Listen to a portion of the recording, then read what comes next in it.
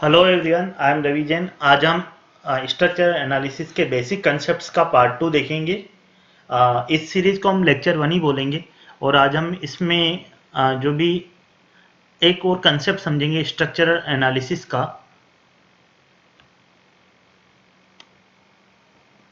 अब तक हमने समझा था कि क्या स्ट्रक्चर एनालिसिस क्या होता है, स्ट्रक्चर क्या होती है, आइडियलाइजेशन ऑफ स्ट्रक्चर क्या होती है। आज हम देखेंगे कंसेप्ट ऑफ इक्विलिब्रियम। तो ये जो कंसेप्ट ऑफ इक्विलिब्रियम है स्ट्रक्चर एनालिसिस में, ये काफ़ी अच्छा और काफ़ी इम्पोर्टेंट कंसेप्ट है। और मोस्टली ये कंसेप्ट ऑफ इक्विलिब्रियम वाला एक ऐसा है जो हमारे एनालिसिस में बहुत काम आता है। और ये कंसेप्ट डेराइव होता है न्यूटन्स के लॉज से। फॉर एग्जांपल आपके यहाँ हम लोग एक लेते हैं कि कोई एक स्ट्रक्चर है। फॉर एग्जांपल एक ऐसी स्ट्रक्चर आपकी कि ये एक बिल्डिंग है, ये एक बिल्डिंग फ्रेम है, ये आपकी एक स्ट्रक्चर है।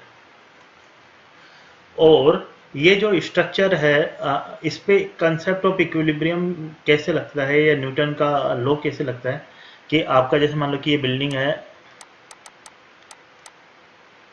तो हम लोगों ने देखा था कि अगर बिल्डिंग कोई भी स्ट्रक्चर है, वो हम चाहते हैं कि स्ट्रक्चर क्या होनी चाहिए, स्टेबल होनी चाहिए। स्टेबल होने का मतलब है कि जैसे बिल्डिंग आज यहाँ है तो कल ऐसा नहीं हो जाना चाहिए कि ये बिल्डिंग यहाँ थी और ओवरनाइट इसका ट्रांसफ़र हुआ और ये यहाँ पहुँच गई, ये बिल्डिंग यहाँ पहुँच गई इसका। ये बिल्डिंग का जो है बिल्डिंग जैसे कार की तरह या कोई बिल्डिंग है, या आगे चल के हॉरिजॉन्टली डायरेक्शन में मूव हो गई। या बिल्डिंग ऐसा तो नहीं होगा ना कि जैसे वर्टिकल डायरेक्शन में ऊपर चली गई बिल्डिंग। बिल्डिंग जहाँ है वहीं की वहीं रहती है। इसका मतलब बिल्डिंग का जो बिल्डिंग का डिस्प्लेसमेंट है वो जीरो होता है। ओवरऑल बिल्डिंग का जो डिस्प्लेसमेंट है वो जीरो होता है।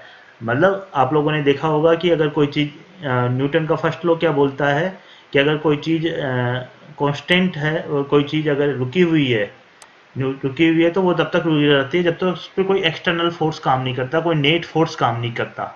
या कोई चीज़ अगर एक स्पीड से चल रही तो उसी स्पीड पे चलती रहेगी जब तक उस पर कोई फोर्स काम नहीं करता। या जो इस न्यूटन का जो सेकंड लॉ काम करता है, F बराबर एम ए।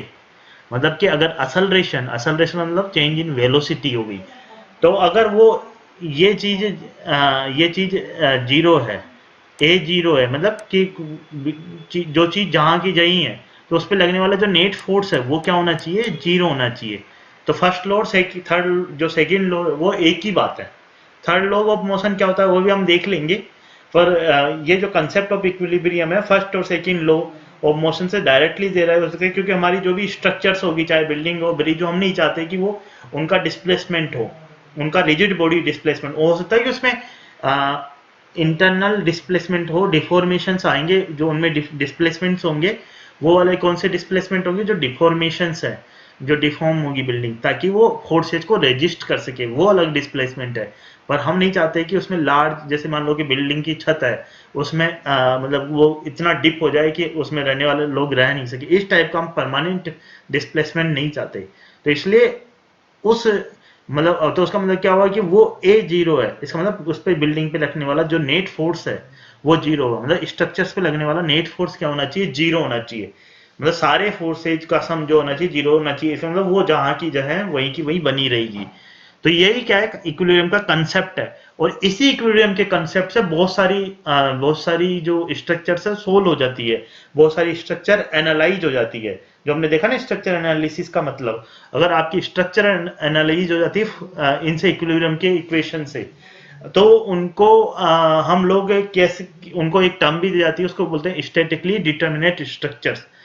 तो वो हम बाद में समझेंगे। पहले हम ये देख लेते हैं कि इक्विलिब्रियम इक्वेशंस, जो कंसेप्ट ऑफ इक्विलिब्रियम क्या है। एक चीज और आपको ध्यान रखना है कि जैसा मैंने बताया था कि आप एक कंसेप्ट पढ़ने के बाद जो हमने पुराना पढ़ा है उसको भी आपको एक बार रिविजिट कर लीजिए ताकि आप लोग इन चीजों को सारी समग्रता में समझ सके। तो अगर ये जो इक्वेशंस ऑफ इक्विलिब्रियम है या जो नेट फोर्स जीरो होना चाहिए, इसको हम लोग अगर कार्टेशियन कोऑर्डिनेट्स में देखें तो 3D स्ट्रक्चर्स में हम लोग इसको 6 इक्वेशंस में डेराइव कर सकते हैं। 6 इक्वेशंस में डेराइव कर सकते हैं कि एक मान लो कि x डायरेक्शन में लगने वाले सारे फोर्सेज का जीरो, y डायरेक्शन में लगने वाले सारे फोर्सेज का सम जीरो होना चाहिए, z डायरेक्शन में लगने वाले सारी फोर्सेज का सम जीरो होना चाहिए, x एक्सिस के अबाउट मोमेंट्स का सम जीरो होना चाहिए, y एक्सिस के अबाउट मोमेंट्स का सम जीरो होना चाहिए, z एक्सिस के अबाउट मोमेंट्स का सम जीरो होना चाहिए। तो ये 6 इक्वेशंस आपके पास इक्विलिब्रियम से आ जाती है कोई भी स्ट्रक्चर को सोल्व करने के लिए। और अगर यही चीज अगर हम 2D में ले जाएं, 2D में ले जाएं तो क्या होगा कि जो जेड एक्सिस, जेड है ही नहीं वहां पर, तो जेड ये चीज एप्लीकेबल नहीं होगी, ये चीज एप्लीकेबल नहीं होगी, ये चीज एप्लीकेबल नहीं होगी, और ये किस में कन्वर्ट हो जाएगी, 3 इक्वेशन हमारे पास इक्विलिब्रियम की आ जाएगी, 3 इक्वेशन इक्विलिब्रियम की आ जाएगी। तो 2D में जब आप हम लोग जो है हमारा फोकस प्लेनर स्ट्रक्चर पे है, हमने पहले ही देखा कि हम लोग प्लेनर स्ट्रक्चर को एनालाइज करेंगे फर्स्ट, ताकि हम लोगों को कंसेप्चुअल क्लियरिटी आ जाए। तो इसलिए हम लोगों को जो 3 इक्वेशंस है, समीशन एफ एक्स बराबर 0, समीशन एफ वाई बराबर 0, समीशन एम जेड बराबर 0, तो ये जो 3 इक्वेशंस है इनका यूज करते हुए हम लोग क्या कर सकते हैं कि 3D की इक्वेशन को 2D जो 2D स्ट्रक्चर्स में 2D स्ट्रक्चर को सोल्व कर सकते हैं। तो ये जो कंसेप्ट ऑफ इक्विलिब्रियम है, इससे जो ये जो डेराइव हुआ न्यूटन के लॉ से, और इससे हमारे पास एक 3 इक्वेशंस आ गई, मैथमेटिकल इक्वेशंस आ गई, और वो मैथमेटिकल इक्वेशन से हम लोग स्ट्रक्चर को सोल्व कर सकते हैं।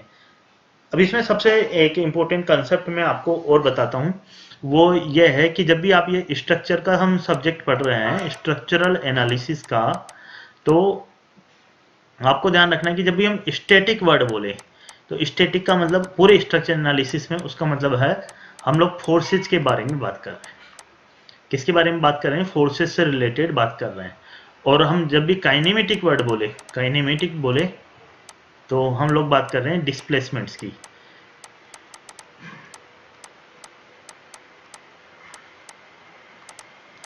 फोर्सेज में फोर्सेज इंटरनल फोर्सेज भी हो सकते हैं और एक्सटर्नल फोर्सेज भी हो सकते हैं। एक्सटर्नल फोर्सेज का मतलब होता है सपोर्ट रिएक्शंस, इंटरनल फोर्सेज हो गए बेंडिंग मूवमेंट हो गया, शियर फोर्स हो गया, एक्शियल फोर्स हो गया, वो हो गए हमारे इंटरनल फोर्सेज। और जो जो हमारे पास काइनेमेटिक है वो डिस्प्लेसमेंट हो गए। डिस्प्लेसमेंट से मतलब क्या हो गया, या तो डिफॉर्मेशन हो गया या या क्या हो गया, जो हमारे पास रोटेशन हो गया, जिसको हमने पहले देखा था। आप लोग जैसे हमने ये चीज जब रिस्पॉन्स में बताया था कि एक तो हो गया डिस्प्ले फोर्सेज, फोर्सेज का मतलब external forces and internal forces, displace का मतलब क्या हो गया, डिफ्लेक्शन एंड रोटेशन, ये दो चीजें हो गई। तो ये जो फोर्सेज है, तो उनकी बात करेंगे तो हम लोग क्या बोलेंगे, स्टैटिक। तो जब कंसेप्ट ऑफ इक्विलिब्रियम का हम बात कर रहे हैं, तो इसमें हम लोग हमारे पास जो इक्वेशंस आ रही है वो क्या आ रही है, फोर्सेज से रिलेटेड इक्वेशंस आ रही है। तो स्ट्रक्चर एनालिसिस में जब भी फोर्सेज की बात हो, इक्विलिब्रियम का हो रहा है, तो इसका मतलब हम लोग क्या कर रहे हैं कि फोर्सेज की इक्वेशंस को इन्वोक कर रहे हैं। फोर्स चाहे तो न्यूटन वाले हो सकते हैं, ये न्यूटन वाले, या न्यूटन इंटू मीटर वाले फोर्सेज हो सकते हैं। मतलब मोमेंट भी फोर्स हो सकता है, या आपका नॉर्मल जो फोर्स है न्यूटन वाला, वो फोर्स भी। इन सबको मिला के फोर्स बोलेंगे। आप ऐसा नहीं ध्यान देना है कि फोर्स का मतलब केवल न्यूटन ही है, न्यूटन इंटू मीटर भी फोर्स है। तो अगर कोई भी स्ट्रक्चर को हम एनालाइज करते हैं, हम लोग स्ट्रक्चर को एनालाइज करते हैं, तो उसका जो सॉल्यूशन आना चाहिए, वो सॉल्यूशन क्या करना चाहिए, हमेशा इक्विलिब्रियम इक्वेशन को सेटिस्फाई करेगा। तो मान लो आपके पास कोई स्ट्रक्चर का सॉल्यूशन दिया हुआ है, सॉल्यूशन मतलब आपको एनालाइज किया हुआ है और उसके बाद बताया हुआ है कि भाई ये सपोर्ट रिएक्शन होगी, ये इंटरनल फोर्स होगा, जो भी है। तो उस केस में वो जो स्ट्रक्चर को क्या सेटिस्फाई करना पड़ेगा, इक्विलिब्रियम इक्वेशन सेटिस्फाई करनी पड़ेगी। तो आपके पास जो स्ट्रक्चर का सॉल्यूशन होना चाहिए, उसको अपन क्या बोलते हैं कि अगर जो इक्विलिब्रियम इक्वेशन को सेटिस्फाई कर रहा है, तो उस सॉल्यूशन को क्या बोलते हैं हम, statically admissible solution. Statically admissible solution, statically का मतलब फोर्सेज से रिलेटेड एडमिसिबिलिटी होनी चाहिए। स्टैटिक का मतलब क्या होता है, फोर्सेज। तो जो वो स्ट्रक्चर जिसका सॉल्यूशन स्टैटिकली इक्विलिब्रियम इक्वेशन को सेटिस्फाई करेगा, हमेशा करना चाहिए। ये एक हमारे पास नियम आ गया। हमने देखा, हमने लोगों ने जो पढ़ा था कि स्ट्रक्चर का जो एनालिसिस के नियम है बहुत सिंपल है। एक नियम आएगा स्टैटिक कंडीशन से, एक आएगा डायनेमिक से, वो काइनेमेटिक से, उसको हम बाद में देखेंगे। कि डिस्प्लेसमेंट की कंडीशन से, फोर्सेस से हमारे पास एक सॉल्यूशन का तरीका आ गया। और वो सॉल्यूशन का तरीका बहुत सिंपल है। बिल्डिंग जहां थी रात को ऐसा तो नहीं होगी कि अगले दिन कहीं और दूसरी जगह पहुंच जाएगी। उसमें जो रिजिड बॉडी डिस्प्लेसमेंट है वो जीरो होना चाहिए। उसमें डिफॉर्मेशन का मतलब डिफ्लेक्शन और रोटेशन हो सकता है बिल्डिंग में, पर जो उसमें है वैसे डिस्प्लेसमेंट नहीं हो सकता। इसलिए मतलब उस पर क्या होगा कि नेट फोर्स क्या लगना चाहिए, जीरो लगना चाहिए, और इक्विलिब्रियम को सेटिस्फाई करनी चाहिए। और उस इक्विलिब्रियम को सेटिस्फाई करने के लिए स्ट्रक्चर में 3 इक्वेशंस बनती है 2D स्ट्रक्चर में। समीशन एफ एक्स बराबर जीरो, समीशन एफ वाई बराबर जीरो, समीशन एम जेड बराबर जीरो।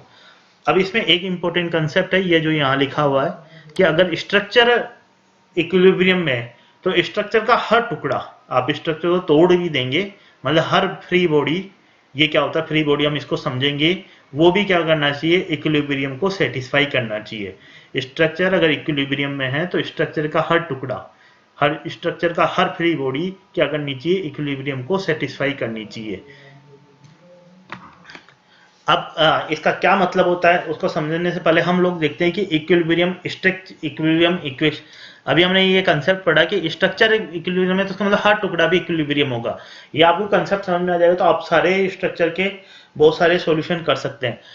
मतलब हमारे पास, हमने ये समझ में आ गया कि उन स्ट्रक्चर्स को जिनमें ये तीनों इक्वेशन से, अगर मान लो 2D में कोई स्ट्रक्चर है और उसमें 3 ही अननोन है, 3 इक्वेशन हमारे पास आ गई और हमारे पास 3 ही अननोन है, तो हम तो उसको एक कंसेप्ट ऑफ इक्विलिब्रियम से सोल्व कर सकते हैं कि नहीं कर सकते।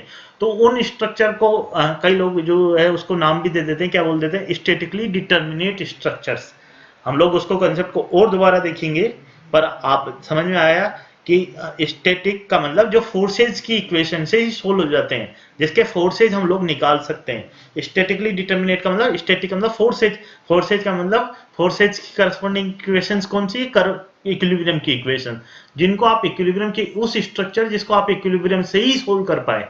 और इक्विलिब्रियम से सोल्व कर सकते हैं, हमारे पास 3 ही अगर अननोन हो 2D स्ट्रक्चर में, और 3D स्ट्रक्चर में 6 ही अननोन हो तो तब भी सोल्व कर सकते हैं। पर मान लो 3 से ज्यादा अननोन है तो उसको सोल्व नहीं कर पाएंगे। मान लो 4 अननोन है, तो क्योंकि 4 अननोन है, ये हमने एलजेब्रा में हमारा कंसेप्ट है बेसिक कि जितने अननोन उतनी इक्वेशंस तो होनी ही चाहिए हमारे पास। तो 3 इक्वेशंस अगर हमारे पास है तो हम 3 ही अननोन सोल्व कर पाएंगे। अगर 4th अननोन आया तो उसके लिए हमें कोई दूसरा एक कंसेप्ट लाना पड़ेगा, उसके थ्रू सोल्व करना पड़ेगा। पर अगर 3 अननोन है तो उनको हम इक्विलिब्रियम इक्वेशन से सोल्व कर सकते हैं। उन स्ट्रक्चर को क्या बोलेंगे हम, स्टैटिकली डिटर्मिनेट स्ट्रक्चर बोलेंगे। तो इक्विलिब्रियम के कंसेप्ट से ये भी एक कंसेप्ट हमारे पास डेराइव हो गया, जिसको हम और बाद में डिटेल में पढ़ेंगे। इसमें एक और जो कंसेप्ट है वो ये है कि अगर मान लो 3 अननोन है, 4 अननोन है, तो भी उसका जो सॉल्यूशन, हम हो सकता है इसको सोल्व नहीं कर पाए, पर जो उसका सॉल्यूशन आएगा वो स्टैटिकली एडमिसिबल सॉल्यूशन तो हो गई। वो चारों मिला के इक्वेशंस ऑफ इक्विलिब्रियम को सेटिस्फाई करेंगे। हाँ, हो सकता है कि वो सॉल्यूशन नहीं निकल पाया, पर चारों के चारों मिला के क्या करेंगे, इक्वेशंस ऑफ इक्विलिब्रियम को सेटिस्फाई करेंगे पूरी स्ट्रक्चर में। अब इसमें देखो, हमने लोगों ने पढ़ा कि स्ट्रक्चर स्टेट ऑफ इक्विलिब्रियम में तो एक ये हमने एक स्टेटमेंट लिया है, एक कंसेप्ट है कि भाई सारे के स्ट्रक्चर को कोई भी टुकड़ा ले लो, कोई भी पॉइंट ले लो, कोई भी जॉइंट ले लो, उस स्ट्रक्चर टुकड़ों में आप तोड़ दो, मल्टीपल सभी आपस में अलग अलग भी क्या होंगे, इक्विलिब्रियम में होंगे। इसमें एक फ्री बॉडी टर्म आया है कि सारी फ्री बॉडी जो भी बन रही है वो क्या होनी चाहिए, इक्विलिब्रियम को सेटिस्फाई करनी चाहिए। तो पहले हम देखते हैं कि फ्री बॉडी डायग्राम, इसका इससे एक कंसेप्ट बनता है, उसको हम लोग बोलते हैं free body diagram.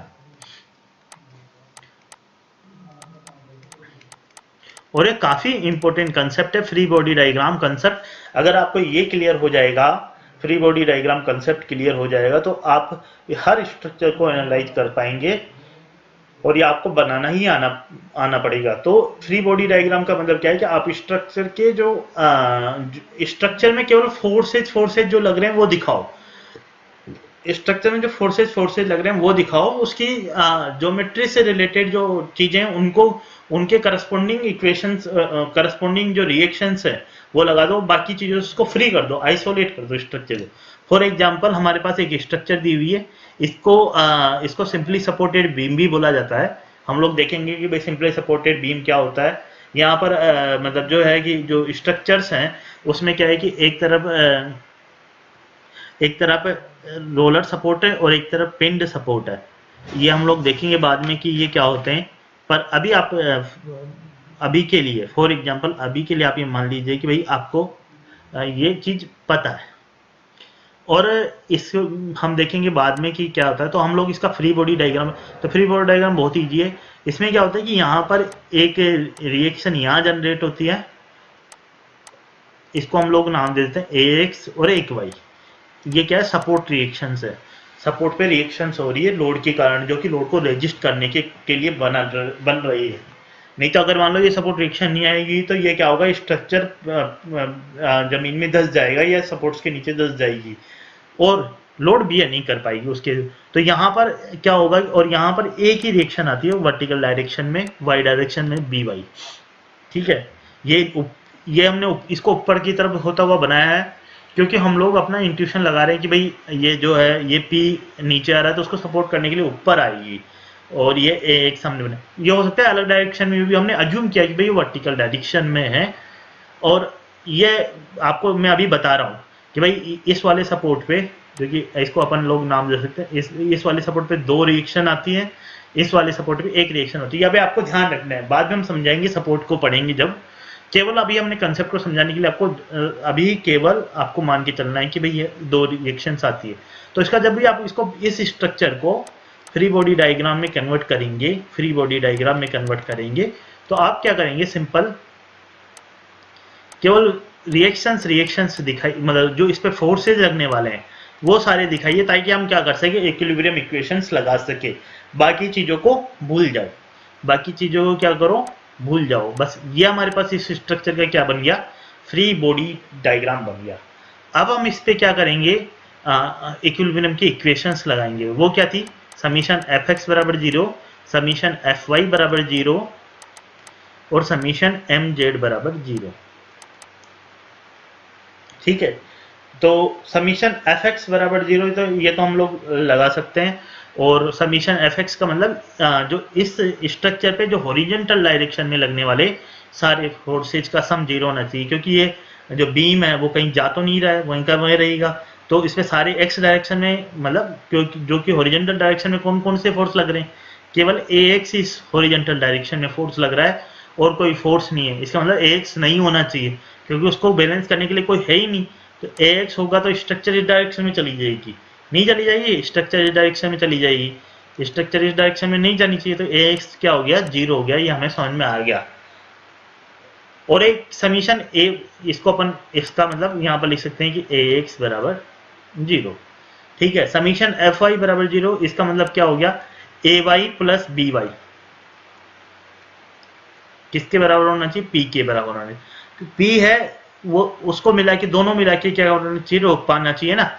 PAY plus BY दोनों को, ये ऊपर की तरफ, मतलब जो वर्टिकल डायरेक्शन में, अभी हम लोग इस प्लेन, ये जो हमारा स्क्रीन है उसको हम XY प्लेन मान रहे हैं, तो ये P क्या होना चाहिए, AY प्लस BY के बराबर होना चाहिए कि नहीं होना चाहिए, P बराबर AY प्लस BY। ये हमने वहां पर भी लिख दिया है। क्लियर है।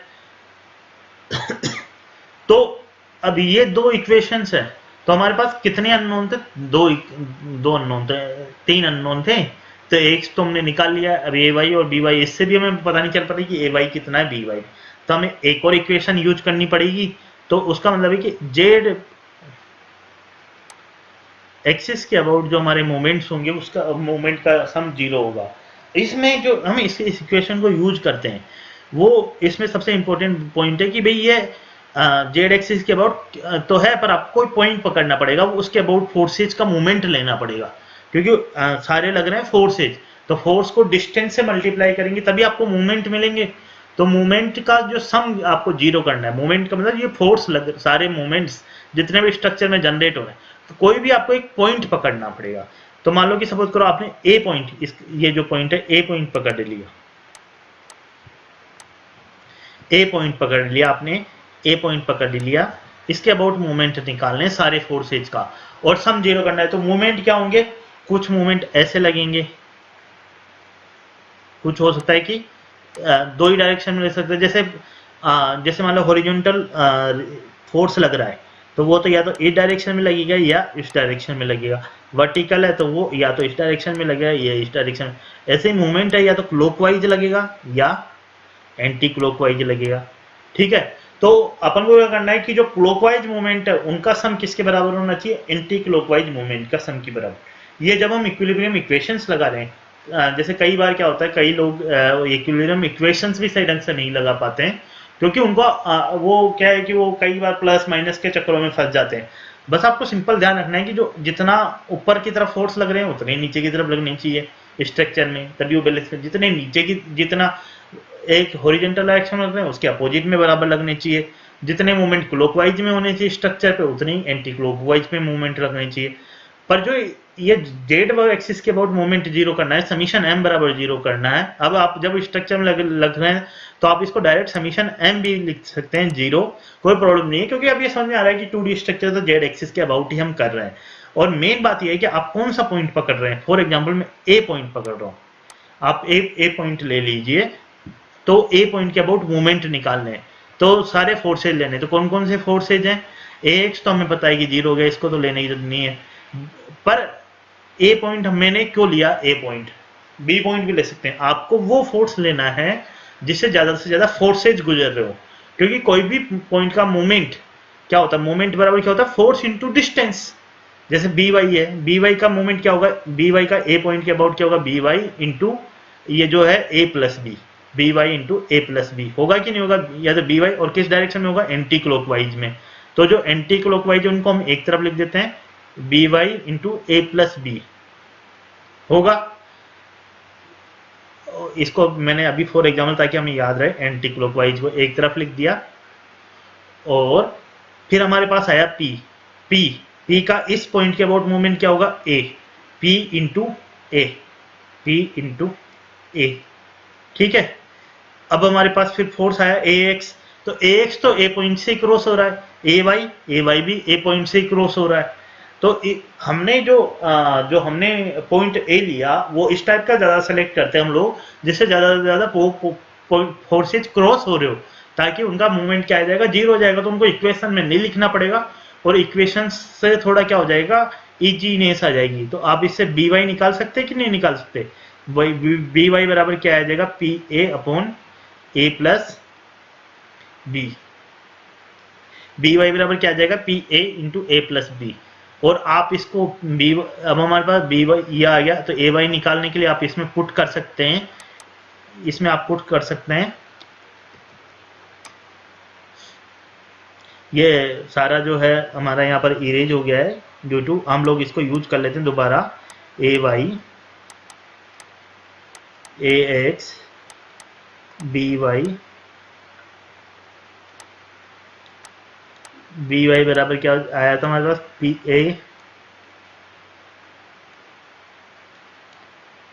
A plus B. और अब हम लोग ए वाई निकाल लेते हैं। तो ए वाई अपन को पता था कि बी वाई प्लस ए वाई बराबर पी, तो ए वाई बराबर क्या हो जाएगा, पी माइनस बी वाई कितना है, P A upon A plus B. तो ये क्या हो जाएगा, ए वाई बराबर क्या हो जाएगा, P A plus B minus P A. तो ये क्या हो जाएगा, P B upon A plus B. ये आप देख सकते हैं कि ये क्या हो जाएगा, P A plus P B minus P A upon A plus B. तो क्या हो जाएगा, P B upon A plus B. ये आई थिंक स्क्रीन में तो है पर विजिबल नहीं हो पा रहा है। इसको हम अगर ऐसे लोग लेके जाते हैं तो क्या आता है देख लेते हैं।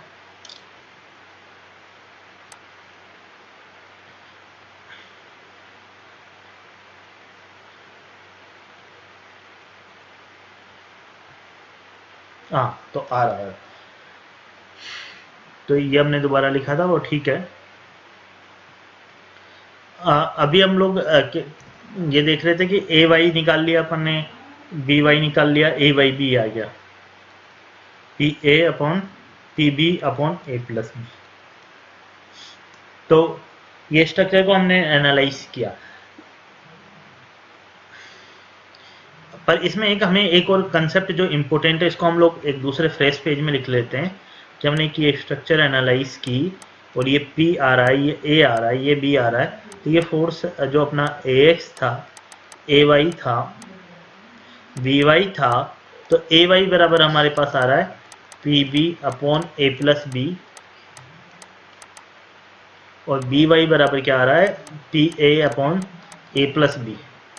अब आपको क्या है कि ये रिजल्ट भी ध्यान से ही रखना है, क्योंकि क्या होता है कि कोई कम्पिटिटिव एग्जाम में जब आप लोग अपीयर होते हैं तो डायरेक्ट आप आंसर कर सकते हैं, बिल्कुल उससे देख सकते हैं कि जो ए वाई वाला जो सपोर्ट है, जो सपोर्ट रिएक्शन लेगा वो क्या लेगा, फोर्स का जो फोर्स की जो बी वो है अपॉन ए प्लस बी में लेगा, और जो बी वाई वाला जो सपोर्ट है वो जो लेगा मतलब पी इंटू ये वाली जो डिस्टेंस है इसको मल्टीप्लाई करके अपॉन ए प्लस बी लेगा। और ये मान लो कि ए बराबर बी हो, मतलब कि फोर्स मिड में लगाओ, फोर्स मिड में लगाओ, मतलब मान लो कि सपोज करो दोनों के बीच में एल डिस्टेंस है, कोई भी गिवन डिस्टेंस है एल, और ये बिल्कुल मिड में लगा हुआ हो L by two, L by two, तो ए वाई बराबर क्या हो जाएगा पी बाई टू, मतलब बराबर बराबर ले लेगा पी बाई टू। ठीक है, अब ये तो आपके कंसेप्ट हुए, ये जो सॉल्यूशंस आया उसको हमने थोड़ा सा एनालाइज किया ताकि हम लोग इसको फ्यूचर में डायरेक्ट रेफरेंस करते हुए यूज कर सके। पर इसमें एक सबसे इंपॉर्टेंट कंसेप्ट जो मैं आपको बताना चाह रहा था कि हमारे पास जो तीन इक्वेशन है, समीशन एफ एक्स बराबर जीरो, समीशन एफ वाई बराबर जीरो, समीशन एम बराबर जीरो, जेड एक्सिस के बराबर जो है, इसमें अभी हमने ए पॉइंट के अबाउट लिया जीरो। तो कई बार क्या होता है कि आप लोग ये बोल सकते हो कि सर एक पॉइंट के अराउंड लिया तो जीरो है, तो हम तो ऐसे बी के पॉइंट के अराउंड ले लेंगे तो एक और इक्वेशन आ जाएगी। तो ऐसा हमारे पास तीन थोड़ी इक्वेशन है, चार है, इनफाइनाइट इक्वेशन है, क्योंकि इस पूरी ए बी वाला जो स्ट्रक्चर है हमारे पास उसमें बहुत सारे पॉइंट्स हैं, हमारे पास बहुत सारे पॉइंट्स हैं। तो कोई भी बोल सकता है कि सर ये तो बहुत सारे पॉइंट्स हैं, तो चलो हम लोग क्या करते हैं बी पॉइंट के अबाउट लेते हैं। जनरली क्या होता है कि उन पॉइंट्स के अराउंड लेना ज़्यादा इजी होता है, ताकि बहुत सारे जो जैसे फॉर एग्जांपल हम लोग ये पॉइंटर सी, इसके अराउंड लेंगे तो ए वाई का भी मूवमेंट आएगा, बी वाई का भी मूवमेंट आएगा, ठीक है, और पी का मूवमेंट नहीं आएगा। तो सी पॉइंट के अराउंड भी ले लो, ए पॉइंट के अराउंड भी ले लो, बी पॉइंट के अबाउट भी ले लो, अराउंड की जगह अबाउट वर्ड यूज करें, बी पॉइंट का। पर अगर हम लोग बिल्कुल रैंडम में बीच में पॉइंट लेंगे तो सभी का मूवमेंट आएगा, तो वो थोड़ा ज़्यादा डिफिकल्ट होगा। तो हमने ए जेड बराबर जीरो से तुम्हारा बी वाई बराबर निकल के आ गया था। अभी हम लोग लेते हैं समीशन एम जेड बी बराबर जीरो, तो बी बराबर जीरो, तो इसके अबाउट हम लेंगे तो क्या होगा कि ए वाई का मोमेंट लेंगे सबसे पहले, और एक बार फिर पी का मोमेंट लेंगे। तो ए वाई का सबसे पहले मोमेंट, ए एक्स का तो जीरो आ जाएगा क्योंकि ये इससे पास थ्रू हो रहा है। ए वाई का जो मोमेंट आएगा clockwise A Y into A plus B, A Y into A plus B, ये क्या है क्लॉकवाइज को एक तरफ लिख दिया हमने, ठीक है। फिर उसके बाद हमारा पी है, पी का क्या आ जाएगा एंटी क्लॉकवाइज, और पी इंटू बी, तो P बराबर क्या हो जाएगा ए वाई P इंटू बी। तो ये जो हमारे पास क्या आ जाएगा, जो ए वाई तो जो हमारे पास है ही, तो हमें निकालना है ए वाई, सॉरी P नहीं, ये ए वाई निकालना है। ए वाई बराबर क्या हो जाएगा P into B upon A plus B. पर जैसे मान लो कि ए एक्स प्लस बी, ए वाई प्लस बी वाई बराबर जीरो, और ए जेड से हमारे पास जो आया था वो क्या था B Y P into A plus B. पर ये कोई इंडिपेंडेंट इक्वेशन नहीं है, ये जो मतलब ये इसी से आ रहा था ना, ए वाई प्लस बी वाई से भी यही रिजल्ट आया था, ए वाई बराबर P B into A plus B. तो मतलब जो इक्वेशंस बनती है ना तीन, वो क्या होती है तीन इंडिपेंडेंट इक्वेशंस, कोई सी भी ले सकते हो आप, क्योंकि जो समीशन एम मूवमेंट वाली जो इक्वेशन है ना कि मूवमेंट जीरो होगा किसी भी पॉइंट के बाद, उससे इनफाइनाइट इक्वेशंस बन सकती है पर वो इंडिपेंडेंट नहीं होगी। वो या तो किसी न किसी इसकी यानी इसी का दूसरा फॉर्म होगा। समीशन एफ एक्स बराबर 0 का दूसरा फॉर्म होगा, समीशन एफ वाई बराबर 0 का दूसरा फॉर्म होगा, समीशन एम जेड बराबर 0 का दूसरा फॉर्म होगा कोई ना कोई इक्वेशन का। तो इक्वेशन 3 इंडिपेंडेंट नहीं बन पाती है, इक्वेशन 3 ही इंडिपेंडेंट बन पाती है, 3 से ज़्यादा नहीं बन पाती है, ये आपको ध्यान रखना है। और जनरली लोग क्या करते हैं कि भाई ये तीनों यूज करने का प्रेफर करते हैं, जबकि आप ये भी कर सकते हो कि जैसे मैंने अपनी आप ये दो इक्वेशन ये यूज कर सकते हो कि समीशन एफ एक्स बराबर 0, समीशन एम जेड ए बराबर 0, समीशन मैं डायरेक्ट अब ऐसे लिख देगा एम ए बराबर 0, समीशन एम बी बराबर 0।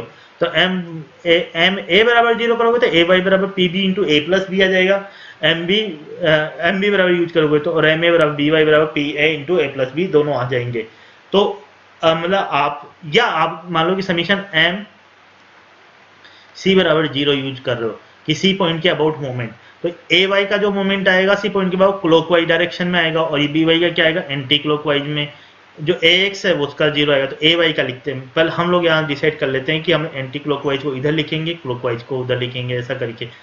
तो एंटी क्लॉक ए वाई का क्या है, एंटी क्लॉकवाइज है क्लॉकवाइज, क्लॉकवाइज है, सी पॉइंट के अबाउट देख रहे हैं, तो क्या आ जाएगा ए वाई इंटू ए, ये किस डायरेक्शन में क्लॉकवाइज में, तो इधर लिख दिया हमने ए वाई इंटू ए। और बी वाई का जो इसमें जो इस बी वाई का जो है एंटी क्लॉकवाइज है वो क्या है बी वाई इंटू बी। तो जो ए वाई और बी वाई का जो रेशियो है वो इससे पता लग रहा है कि वो अपोजिट उसमें है, ए वाई अपॉन बी वाई बराबर बी बाई ए है। ये भी आप इसे निकाल सकते हैं, ये ऑब्वियसली ट्रू है ही, आप देख रहे होंगे, पर इससे कोई ज़्यादा वो फायदा नहीं मिल रहा। पर अगर मान लो कोई ज़्यादा हम लोग सही तरीके से एनालाइज करें, यूज करें इक्वेशन को, तो रादर देन यूजिंग की समीशन एफ वाई बराबर 0 का यूज करने के बजाय आप क्या करिए, समीशन एफ एक्स बराबर 0, समीशन एम ए बराबर 0, समीशन एम बी बराबर 0,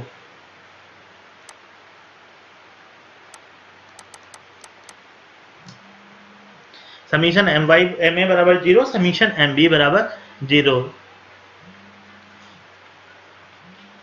ये हमारा अभी का कंसेप्ट हुआ। अभी हमने देखा कि भाई जो हमारे पास तीन इंडिपेंडेंट इक्वेशन है इक्विलिब्रियम की, उसे हम स्ट्रक्चर को, इस स्ट्रक्चर को एनालाइज कर पाए, क्योंकि इसमें जो अननोन थे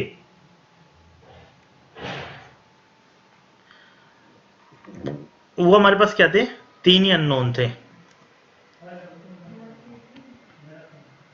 तो तीन अननोन थे कि ए एक्स ए वाई और बी वाई, जो तीन अननोन थे हमारे पास, तो तीन हमने इक्वेशंस लगाई इक्विलिब्रियम की, तीन ही फोर्सेज वाले अननोन है, उनसे हम निकाल पाए।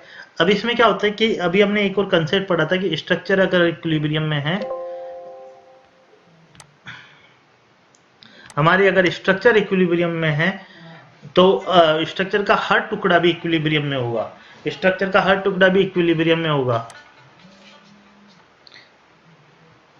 स्ट्रक्चर इक्विलिब्रियम में तो हर स्ट्रक्चर का हर टुकड़ा भी इक्विलिब्रियम में होगा।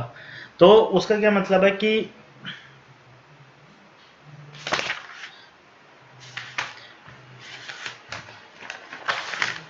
अगर स्ट्रक्चर इक्विलिब्रियम है तो स्ट्रक्चर का हर टुकड़ा भी इक्विलिब्रियम होगा। इसका ये मतलब है कि जैसे हमने ये स्ट्रक्चर लिया, ये जो हमारा था सेम स्ट्रक्चर, इसका नाम दिया हमने ए बी, ये पी फोर्स लगा हुआ है ए डिस्टेंस बी डिस्टेंस पे, इसको हम लोग आगे ले लेते हैं। और ये जो है हम लोग क्या करते हैं कि यहाँ इसका एक टुकड़ा करते हैं, यहाँ पर एक रैंडम डी पॉइंट है उस पर इसको कट कर देते हैं दो पार्ट्स में। तो दो पार्ट्स में कन्वर्ट कर देंगे तो एक ये पार्ट बन जाएगा और एक ये पार्ट बन जाएगा, तो इसको दो पार्ट्स में हमने तोड़ दिया। तो ये हमारे पास पता है कि ये इक्वेशन, ये ए जो वाई है उसका वैल्यू है P B upon A plus B. ये ए है, यहाँ पर पी लगा हुआ है समवे है, और ये हमारा पॉइंट है ए, ये सी पॉइंट है, ये हमारा सी पॉइंट, ये डी पॉइंट, और ये डी पॉइंट के जस्ट इधर मतलब लेफ्ट हैंड साइड में, डी पॉइंट के लेफ्ट हैंड साइड में, और ये डी पॉइंट के राइट हैंड साइड में। तो स्ट्रक्चर के दो टुकड़े हो गए, ये यहाँ पर ये डी, ये जो हमारे पास है ये क्या हो जाएगा P A upon A plus B, ये पॉइंट हमारे पास क्या हो जाएगा बी पॉइंट हो जाएगा। ठीक है, तो स्ट्रक्चर के दो टुकड़े हो गए। ये जो दोनों टुकड़े हैं, जो हमने एक स्टेटमेंट पढ़ा था कि स्ट्रक्चर अगर इक्विलिब्रियम में है तो उसका हर टुकड़ा इक्विलिब्रियम में होगा। इसका क्या क्या मतलब होता है, इसको आप समझना पड़ेगा। ये अगर समझ में आ गया तो आपको पूरा स्ट्रक्चर एनालिसिस का आधा पार्ट क्लियर हो गया कि ये जो हमारा क्या है कि एक बीम एलिमेंट है, और इसमें क्या होगा कि जैसे ही हम टुकड़े करेंगे तो इसमें जो क्या होता है कि जो इंटरनल फोर्सेज है, क्योंकि हम इसको काट रहे हैं, वो एक्सपोज हो जाएंगे कि यहाँ पर क्या होगा कि तीन इंटरनल फोर्सेज काम करते हैं इस स्ट्रक्चर में। जो भी हमारी बीम वाली या जो फ्रेम वाली स्ट्रक्चर होते हैं उसमें तीन इंटरनल फोर्सेज काम करते हैं। वो क्या होते हैं, एक होता है एक्सियल फोर्स, एक यहाँ पर एक्सियल फोर्स काम कर रहा होगा, उसको अपन ने नाम दे दिया फॉर एग्जांपल। एक की हमारे यहाँ पर क्या कर रहा होगा वर्टिकल फोर्स, और एक काम कर रहा होगा यहाँ पर मूवमेंट फोर्स। तो ये जो तीन फोर्स है वो काम कर रहे होते हैं स्ट्रक्चर के कोई भी कंपोनेंट पे। स्ट्रक्चर का मतलब जो भी हमारे पास बीम या जो फ्रेम एलिमेंट है उसमें तीन इंटरनल फोर्सेज होते हैं, तीन इंटरनल फोर्सेज। ठीक है, तो एक हमारे इसको नाम दे दिया मैंने फॉर एग्जांपल एन डी, उसका नाम दे दिया मैंने एन डी, इसका जो नाम दे दिया वी डी, वी डी, और इसका नाम दे दिया मैंने एम डी। ठीक है, तो ये हमारे पास स्ट्रक्चर का एक टुकड़ा ये हो गया, या एक एफ वी डी ये हो गया। ठीक है, अब हमारे पास ये जो ये पॉइंट है, इसको ये जो एन डी है ये तो हो गया एक्सियल फोर्स, एन है वो एक्सियल फोर्स को रिप्रेजेंट कर रहा है, इंटरनल फोर्स को, और जो V है वो रिप्रेजेंट कर रहा है शीयर फोर्स को। किसको रिप्रेजेंट कर रहा है, शीयर फोर्स को। जो MD है यहाँ पर कोई पर्टिकुलर जो मोमेंट काम कर रहा होगा उसको क्या नाम देते हैं, बेंडिंग मोमेंट नाम देते हैं। ये आप लोगों ने ये जो कंसेप्ट है वो आपके सॉलिड मैकेनिक्स में है, जो स्ट्रेंथ ऑफ मटेरियल्स है उस वाले सब्जेक्ट में पूरा अच्छे से समझा होगा। फिर भी हम उनका रिवीजन कर लेंगे यहाँ पर। अभी हम देख रहे हैं कि ये कोई भी पॉइंट डी पे काट कर रहा है तो ये तीन इंटरनल फोर्सेज काम कर रहे हैं।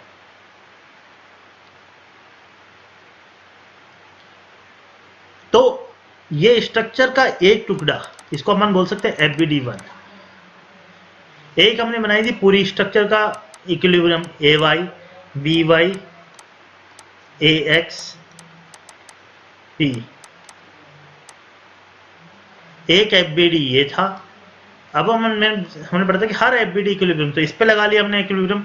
ये एक FBD1 ये है, एक FBD2 ये होगा इस पे इक्विलिब्रियम। उसके अलावा ये जो D पॉइंट कट हुआ है इस पे भी इक्विलिब्रियम। ये जो D पॉइंट है ये वाला D पॉइंट, केवल D पॉइंट पे हमारा फोकस जाए, बाकी सबको भूल जाए।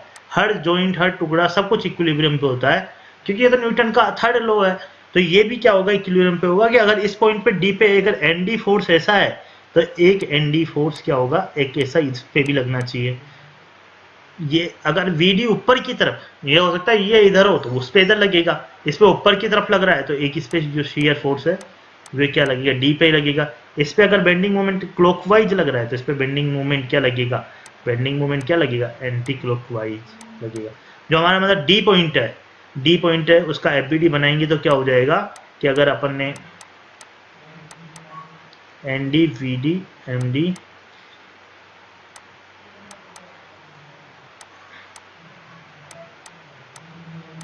ND VD,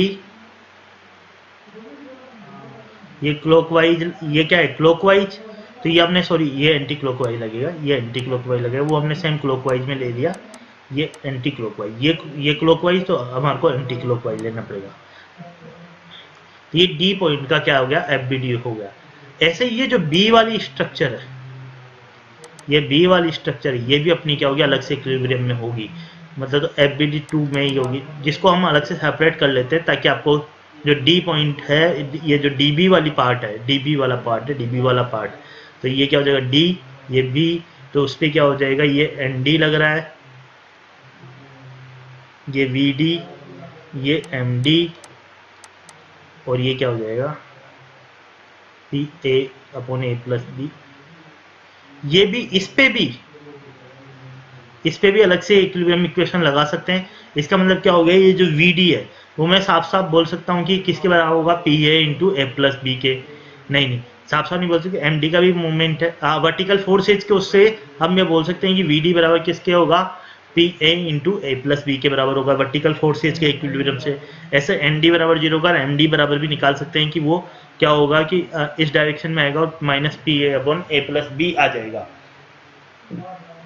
वो हम लोग बाद में और अच्छे से देखेंगे, पर आपको ध्यान, जैसे मान लो कि ये जो ये इससे टुकड़ा है, ये इसका अगर हम लोग समीशन एफ एक्स बराबर जीरो करें तो उसका मतलब क्या हो गया, एन डी बराबर जीरो हो गया कि नहीं होगा। समीशन एफ वाई बराबर जीरो करे तो क्या होगा, ये ऊपर की तरफ P A upon A D लग रहा है, तो वी डी बराबर क्या हो जाएगा, P A upon A plus B हो जाएगा। और ये हमारे को डिस्टेंस पता हो तो समीशन एम बराबर जीरो करके हम लोग निकाल सकते हैं, डी पॉइंट के अबाउट मूवमेंट करा कि भी और कोई एम डी कितना आएगा वो निकाल सकते हैं, पर हमारे को डिस्टेंस पता होनी चाहिए, वो हमने नहीं ली। पर मेन जो हमारा कंसेप्ट मैं आपको बताना चाहता हूँ कि स्ट्रक्चर अगर इक्विलिब्रियम में है तो स्ट्रक्चर का हर टुकड़ा, पूरी स्ट्रक्चर इक्विलिब्रियम में होगी, स्ट्रक्चर टुकड़े वाइज इक्विलिब्रियम होगा, कोई पॉइंट कोई जॉइंट है तो वहां पर भी आपको इक्विलिब्रियम मेंटेन रखना है।